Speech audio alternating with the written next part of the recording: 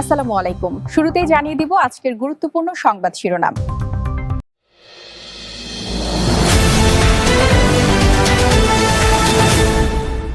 প্রথমেই জানিয়ে দিব ইসরায়েল ও হিজবুল্লাহর মধ্যে আংশিক যুদ্ধবিরতি ঘোষণা।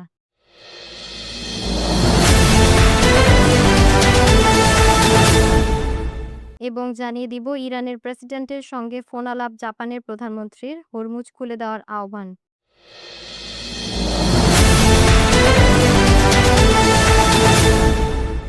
আরও জানিয়ে দেব ইরানের সঙ্গে দ্রুত গতিতে আলোচনা চলছে ট্রাম্প।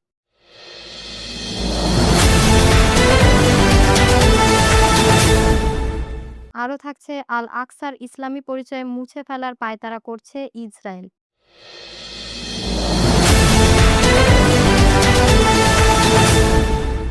এবং সর্বশেষ জানিয়ে দিব শীর্ষ মার্কিন কর্মকর্তার ইনস্টাগ্রাম হ্যাক করে ইরানপন্থী প্রচারণা।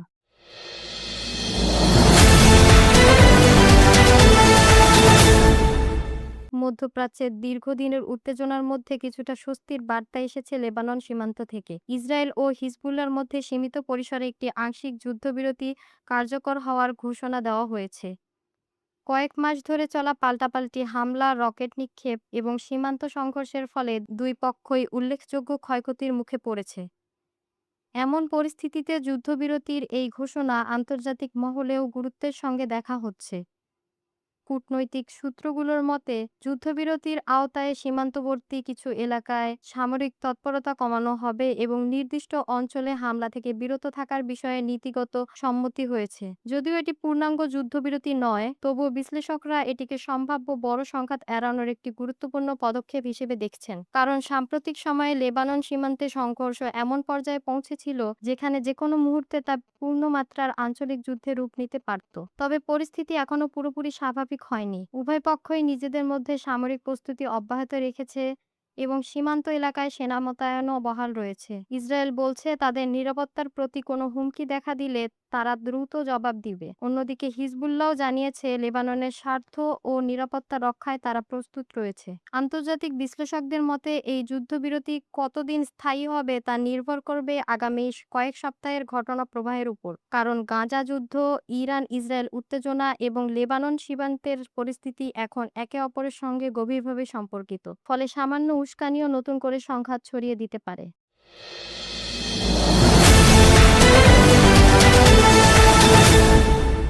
বিশ্ব অর্থনীতির অন্যতম গুরুত্বপূর্ণ সমুদ্রপথ হরমুজ প্রণালী ঘিরে উদ্বেগ বাড়তেই কূটনৈতিক তৎপরতা জোরদার হয়েছে।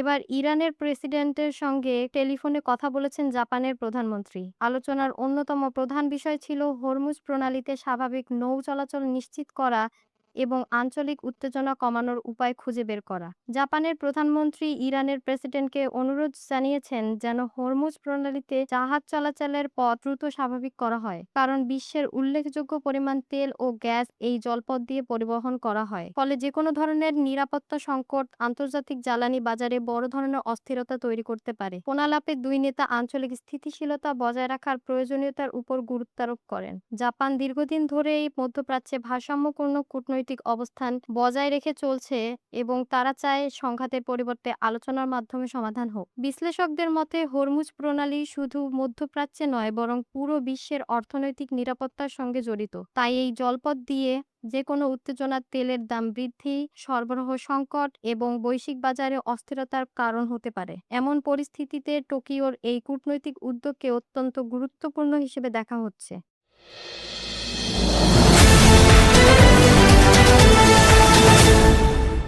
ইরানকে ঘিরে নতুন করে গুরুত্বপূর্ণ মন্তব্য করেছেন মার্কিন প্রেসিডেন্ট ডোনাল্ড ট্রাম্প। তিনি দাবি করেছেন তেহরানের সঙ্গে দ্রুত গতিতে আলোচনা এগিয়ে চলছে এবং উভয় পক্ষের মধ্যে বিভিন্ন গুরুত্বপূর্ণ বিষয়ে অগ্রগতি হয়েছে। ট্রাম্পের ভাষ্যমতে দীর্ঘদিনের উত্তেজনা ও সংঘাতের পর কূটনৈতিক যোগাযোগ বন্ধ হয়নি, বরং বিভিন্ন পর্যায়ে আলোচনার মাধ্যমে এমন একটি সমাধান খোঁজা হচ্ছে যা মধ্যপ্রাচ্যে দীর্ঘমেয়াদী স্থিতিশীলতা প্রতিষ্ঠায় সহায়তা করতে পারে। তবে আলোচনার অগ্রগতি নিয়ে আশাবাদী হলেও ট্রাম্প সতর্কবার্তাও দিয়েছেন। তিনি বলেন যুক্তরাষ্ট্র তার জাতীয় নিরাপত্তা ও মিত্রদের নিরাপত্তার বিষয়ে কোনো আপোস করবে না। প্রয়োজন হলে বিকল্প পদক্ষেপও বিবেচনায় থাকবে। অন্যদিকে ইরানের পক্ষ থেকে এখনো আলোচনার বিষয়ে বিস্তারিত কিছু জানানো হয়নি। ফলে ট্রাম্পের বক্তব্য আন্তর্জাতিক মহলে নতুন করে আলোচনা আলোচনার জন্ম দিয়েছে। বিশ্লেষকরা বলছেন, সামরিক উত্তেজনার পাশাপাশি কূটনৈতিক দরজাও খোলা রাখা হচ্ছে, যা সংকট নিরসনের জন্য ইতিবাচক সংকেত হতে পারে। তবে তারা এটাও মনে করিয়ে দিচ্ছেন যে অতীতেও বহুবার আলোচনা শুরু হয়ে শেষ পর্যন্ত ভেঙে পড়েছে।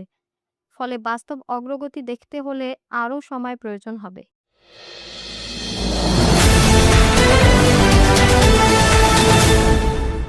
জেরুজালেমের পবিত্র আল আকসা মসজিদকে ঘিরে নতুন করে উদ্বেগ প্রকাশ করছেন ফিলিস্তিনি ও ইসলামী বিশ্বের বিভিন্ন নেতা। অভিযোগ উঠেছে ইসরায়েল ধীরে ধীরে আল আকসার ঐতিহাসিক ও ইসলামী পরিচয় পরিবর্তনের চেষ্টা করছে। সমালোচকদের দাবি, সাম্প্রতিক বছরগুলোতে আল আকসা প্রাঙ্গণে ইসরায়েলি নিয়ন্ত্রণ বৃদ্ধি পেয়েছে এবং সেখানে নতুন নতুন বিধিনিষেধ আরোপ করা হচ্ছে। একই সঙ্গে মুসল্লিদের প্রবেশ, ধর্মীয় কার্যক্রম এবং প্রশাসনিক বিষয়ে বিভিন্ন পদক্ষেপ নেওয়া হচ্ছে, যা ভবিষ্যতে মসজিদটির ঐতিহাসিক অবস্থানকে প্রভাবিত করতে পারে। ফিলিস্তিনি নেতারা বলছেন, আল আকসা শুধু একটি ধর্মীয় স্থাপনা নয়, বরং মুসলিম বিশ্বের জন্য গভীর ঐতিহাসিক ও সাংস্কৃতিক গুরুত্ব বহন করে। তাই এর পরিচয় বা মর্যাদা পরিবর্তনের যেকোনো প্রচেষ্টা পুরো অঞ্চলে উত্তেজনা সৃষ্টি করতে পারে। অন্যদিকে ইসরায়েল বরাবরের মতো দাবি করছে, তারা ধর্মীয় স্বাধীনতা ও নিরাপত্তা নিশ্চিত করার জন্যই প্রয়োজনীয় ব্যবস্থা গ্রহণ করছে। তবে আন্তর্জাতিক পর্যবেক্ষকরা বলছেন, আল আকসাকে ঘিরে যেকোনো পরিবর্তন অত্যন্ত সংবেদনশীল বিষয় এবং এটি মধ্যপ্রাচ্যের রাজনৈতিক পরিস্থিতিকে আরও জটিল করে তুলতে পারে।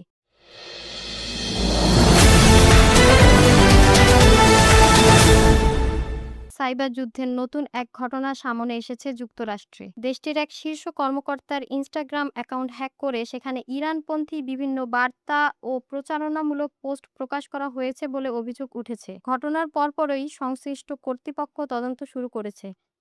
জানা গেছে, হ্যাক হওয়া অ্যাকাউন্ট থেকে এমন কিছু বার্তা প্রকাশ করা হয় যেখানে ইরানের অবস্থানের প্রতি সমর্থন জানানো হয়েছিল এবং মধ্যপ্রাচ্যের চলমান সংঘাত নিয়ে বিতর্কিত বক্তব্য দেওয়া হয়েছিল। সাইবার নিরাপত্তা বিশেষজ্ঞরা বলছেন, বর্তমান বিশ্বে যুদ্ধ শুধু স্থল, নৌ বা আকাশে সীমাবদ্ধ নেই। তথ্যযুদ্ধ এবং সাইবার হামলাও এখন আন্তর্জাতিক সংঘাতের গুরুত্বপূর্ণ অংশ হয়ে উঠেছে। বিশেষ করে সামাজিক যোগাযোগ মাধ্যম ব্যবহার করে জনমত প্রভাবিত করার প্রবণতা ক্রমেই বাড়ছে। বিশ্লেষকদের মতে, যদি এই ঘটনার পিছনে কোনো রাষ্ট্র সমর্থিত গোষ্ঠীর সংশ্লিষ্টতা পাওয়া যায়, তাহলে তা যুক্তরাষ্ট্র ও ইরানের মধ্যে নতুন কূটনৈতিক উত্তেজনার কারণ হতে পারে। একই সঙ্গে এটি প্রমাণ করছে যে আধুনিক যুগে তথ্য নিরাপত্তা জাতীয় নিরাপত্তারই একটি গুরুত্বপূর্ণ অংশে পরিণত হয়েছে। এখন পুরো ঘটনার তদন্তের ফলাফলের দিকে নজর রয়েছে আন্তর্জাতিক মহলের। কারণ এই ঘটনা শুধু একটি অ্যাকাউন্ট হ্যাকের বিষয় নয়, বরং বৈশ্বিক সাইবার নিরাপত্তা ও তথ্যযুদ্ধের নতুন বাস্তবতারও ইঙ্গিত বহন করছে।